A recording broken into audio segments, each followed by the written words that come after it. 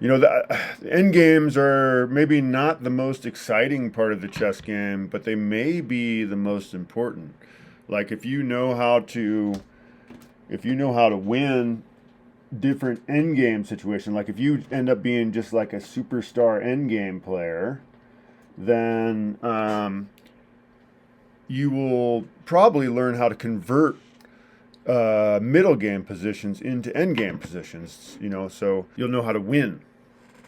You'll know how to win those end game positions, or you'll know how to win the end game position. So you'll learn how to convert to winning end games. Like what, if I'm up a rook, I know how to checkmate with a rook. So that's a winning end game for me. Or I know the Louisiana position, so I know that I can promote this pawn here. So actually, let's just trade queens. Maybe you see a combination where you can trade off a pair of bishops, you can trade off queens, and then you just have a king and you have a pawn, a king and a rook, and your opponent has a king and a rook, and you're like, psh, actually, I remember Coach Jason's class, or I watched Coach Jason's video over and over again on the Louisiana position, and I know this is a winning end game. So yeah, we're just trying to win the end game here. What move should we play as black here? You just got to think about all the possibilities, and there's not that many really. Oh, go ahead, Leland. Uh, well, we're playing for black, We are playing right? for black. Yeah, we always play for whoever's on the bottom half of the chessboard. Well, I just think it might be something like pawn b4 to 3.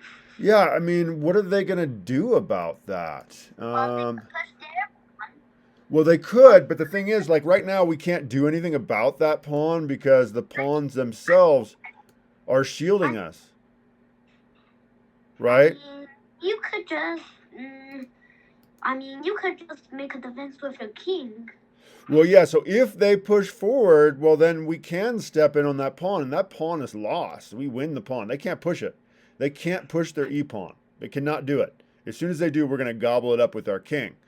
Now, if it was just our king, versus these two pawns and the king, we would be lost because, yeah, if we try to go after this pawn, however way, white should be able to promote this pawn. But yeah, we have this one here, and when he steps forward, he's untouchable.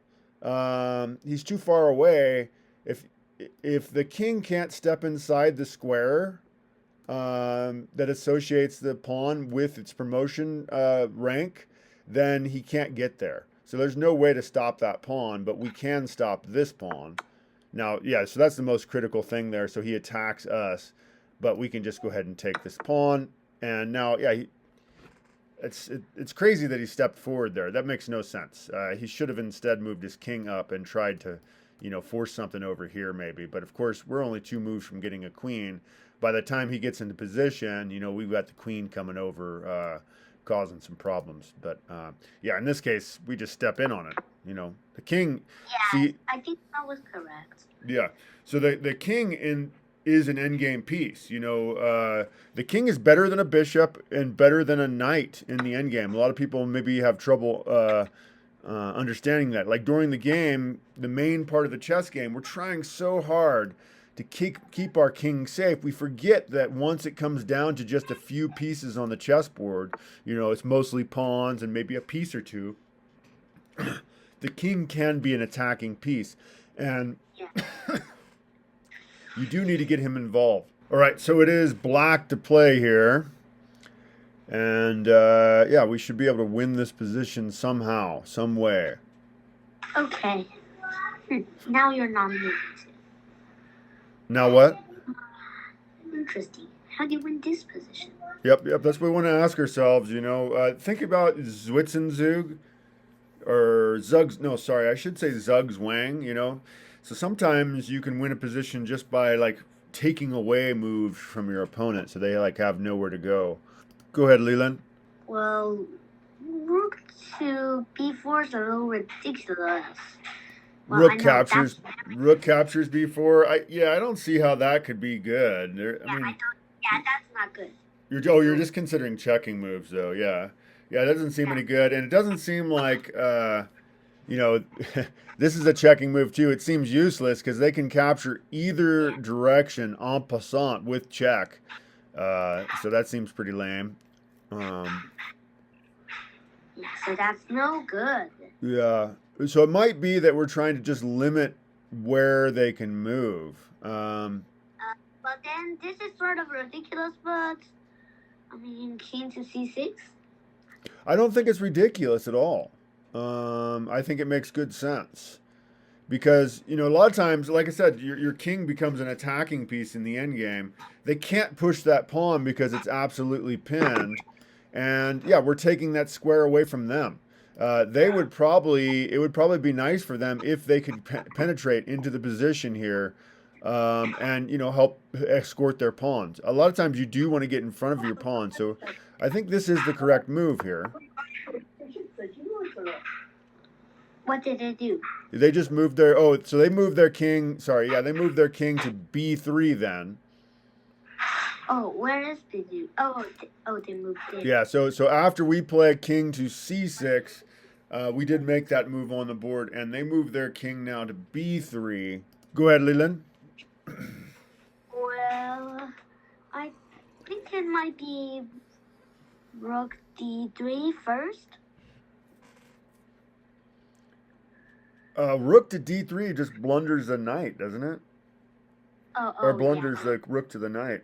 Yeah. Oh, okay. Yeah. Nope. Not the right path there. That's the thing. We need to institute some sort of way of always remembering that we need to think about every check, every capture, that sort of thing. So the kings are the second strongest creatures on the board. The rook is definitely stronger than the kings, but only because he's faster. A king can attack a rook when a rook can't attack a king, and vice versa. So kings are stronger than you think, I guess is what I'm trying to say. You want to activate the kings. You want to get them involved. Go ahead, Leland. Well, the only king move that makes sense is c6. It's the only king move that makes sense. We're sitting on c6. Oh, what? We're on c7. Oh, it's already on c6. Yeah. Well, b5? b5 is correct, because how are they going to defend this pawn? So that's, we're supposed to be thinking about semi-loose pieces, remember? One attacker, one defender. Every semi-loose piece is interesting because it's something that can be captured. So it needs to be something that, you routinely look at. You're constantly looking at every piece that can be captured, noting, one defender, one attacker. Bring up another attacker, and there's no way to defend. There's no way to defend here. The knight has no squares. The knight is, lousy here. The knight could move to a4, but that's just hilarious. Actually, if they move to a4, I think we might be able to win the knight. But yeah, so now we can just go ahead and take the pawn here, and we now shred everything. We've got the stronger piece. We probably run our knight, or we probably run our rook to the other side, maybe, or just make sure that we keep our rook on the opposite color as our king. So if you're facing a knight in the endgame, you got the rook, you have the advantage. You just need to be careful to watch out for knight forks between your king and your rook, right? So, if possible, if your king and rook are on a different color, then the knight can't fork you because the knight always strikes the same color. But yeah, this should be a totally winning endgame. Let's hear from Jeremy. Go ahead, Jeremy. The rook take h6. So rook captures h6. Well, that's a checking move, isn't it? Yeah. Boy, that seems awfully good. That should work. It's good. It's good, but what might they play here? They could play. Oh no, they're in check, so they have to get out of check.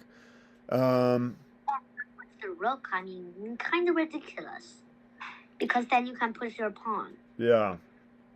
Well, blocking with the rook is very ridiculous. Yeah, no, that wouldn't make any sense. That wouldn't make sense. They wouldn't do it. I guess they probably just move next to the rook here. And then I want to hear from Jeremy. He's the one that raised his hand here. So, Jeremy, I think this is the correct first move. Rook captures h6. Let's say they move king to d7. What would you do next? The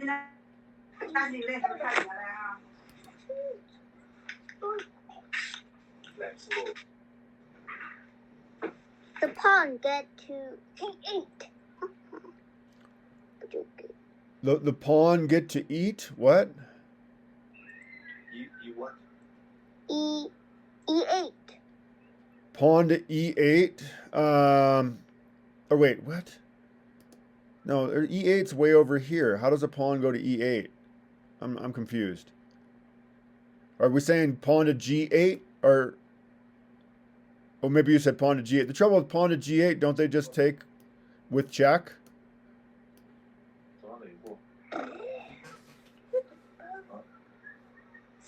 Teacher's confused.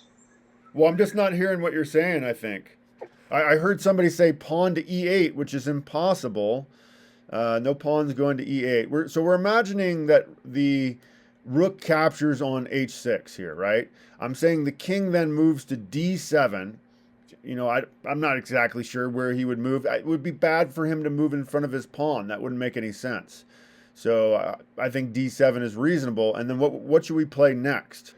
Let's hear from Leland. Go ahead, Leland. Well, after the rook captures h6, the king moves away. Well, I mean, something like rook h8. I mean, kind of ridiculous, but I mean, what will they do? Okay, yeah, that makes sense. So if we play this move, capturing the pawn, and they move to d7, then we could play rook to h8, threatening their rook. And if they capture it, then capture with promotion. Yeah, and if they don't capture, let's say they play. Now what? Let's say they play e2. What to e2?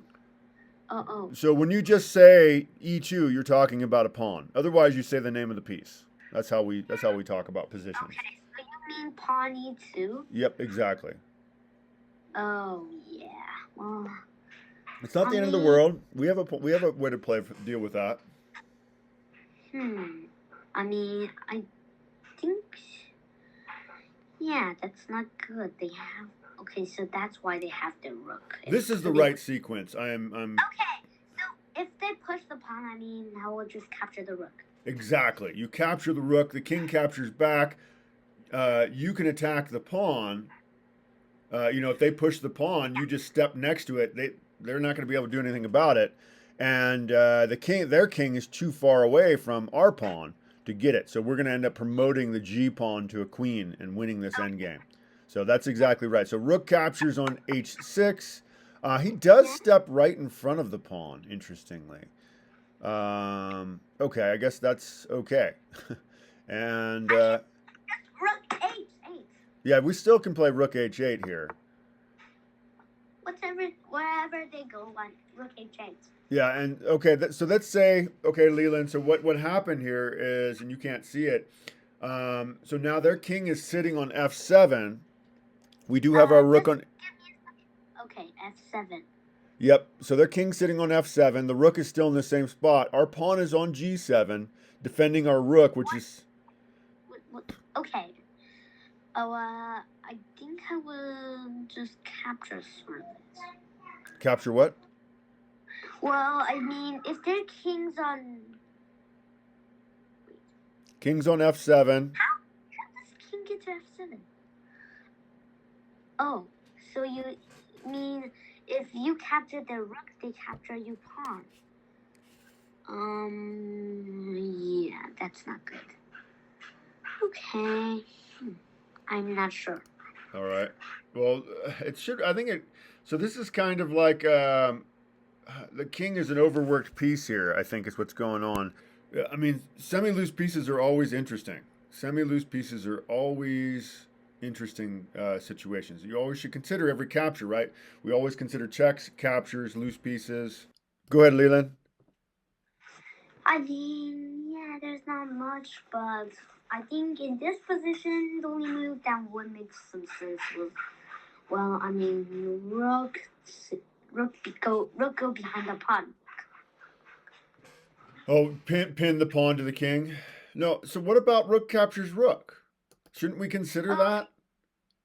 I mean, they could capture back or capture your pawn. Okay, let's say, I mean, if they capture the pawn, aren't we up a rook?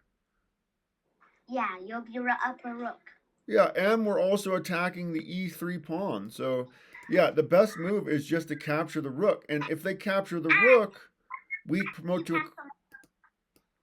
Yeah, so we play this move here, and if they capture our rook, we get a queen. So actually the best move they can play in the position is actually to take the, would-be queen. And yeah, they're down a full rook, as if they capture the pawn, we're gonna take on e3. If they don't capture the pawn, they capture the rook, we're up a full queen, and we can stop e3. So anyway, let's go ahead and call that for today. Please subscribe, join me, like as well. I'll be making at least 5 game reviews a week. I'm also going to be posting tactics as well as chess basics. If you're interested in taking classes, I'm doing group and individual classes online via Zoom. So check out you can email me if you're interested in that. The group classes are extremely affordable. Anyway, yeah, thank you for joining me. Take care, everybody. Bye-bye.